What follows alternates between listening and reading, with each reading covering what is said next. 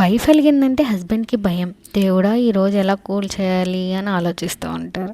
Yesterday మా husband ఆఫీస్కి వెళ్తూ నన్నైతే తిట్టారు. నేనైతే హర్ట్ అయ్యాను. ఇంక ఆఫ్టర్నూన్ మెసేజ్ చేసినా రిప్లై ఇవ్వలేదు. ఈయనకి అర్థమైపోయింది ఇది గట్టిగా హర్ట్ అయ్యిందని.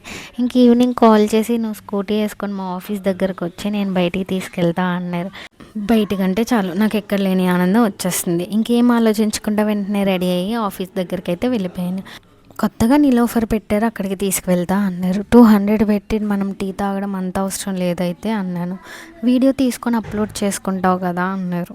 అట్లీస్ట్ 200 సబ్స్క్రైబర్స్ అన్నా వస్తే అప్పుడు నిలోఫర్కి వెళ్ళొచ్చు, అప్పుడు 200 పెట్టి టీ కొన్నా వర్త్ ఉంటుంది అని అన్నా. ప్రజెంట్ అయితే 130 మెంబర్స్ అన్నారు. 200కి అయినప్పుడు వెళ్దామని చెప్పాను. ఇంకా సరే అని చెప్పి ఇంకా పక్కన ఉన్న టిఫిన్ సెంటర్కి వెళ్ళి టిఫిన్ అయితే చేసాం. టిఫిన్ చేసి ఐటీ టెక్ పార్క్ అంతా తిరిగేసి ఇంటికైతే రిటర్న్ అయిపోయాం. మీరు హర్ట్ అయితే మీ హస్బెండ్ ఏం చేస్తారో కామెంట్ చేయండి. అలానే నా ఛానల్కి సబ్స్క్రైబ్ అయితే చేసుకోండి. That's all for today. Bye bye.